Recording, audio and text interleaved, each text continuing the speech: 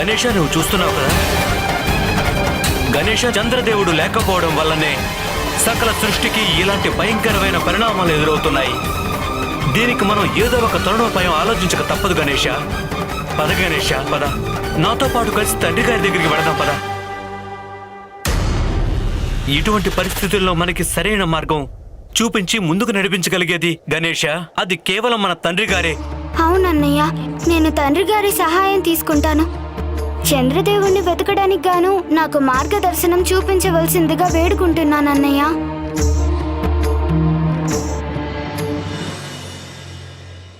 ఈ ఆపద నుండి గట్టెక్కడానికి బ్రహ్మదేవుడు చెప్పిన ఉపాయాన్ని తూచా తప్పకుండా పాటిస్తాను నేను. అచంచలమైన భక్తి శ్రద్ధలతో శ్రీ గణేశుడికి పూజలు చేస్తాను నేను.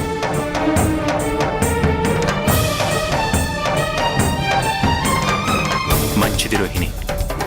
ప్రథమ పూజ గణేషుని ప్రసన్నం చేసుకోవడంలో మేమందరము మీరు చేసే పూజలో మీకు అండగా ఉంటాము.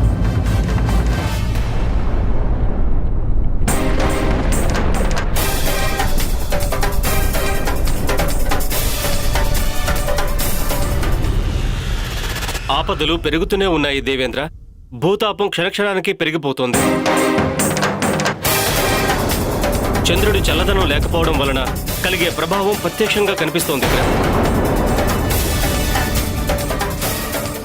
ఇలాగే ఉంటే పరిస్థితి మరింతగా చేదాటిపోయే అవకాశం ఉంది. దేవతలంతా గుర్తించుకోండి, బ్రహ్మదేవుడి సలహాను అనుసరించి మనమందరం శ్రీ గణేశుణ్ణి ప్రసన్నం చేసుకోవడానికే ఇక్కడికి వచ్చాం.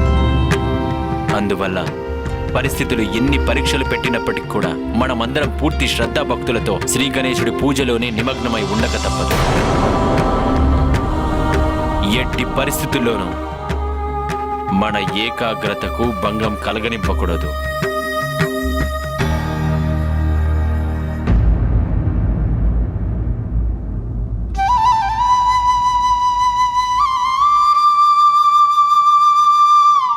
చూస్తుంటే కార్తికేయుడు తండ్రి సలహా మేరకు గణేశుడికి పరిస్థితుల గురించి అర్థమయ్యేలా వివరించి ఉంటాడు. గణేశుడు అర్థం చేసుకుని తన తండ్రి దగ్గరికి వచ్చుంటాడు ఆయన మార్గదర్శకత్వం కోసం.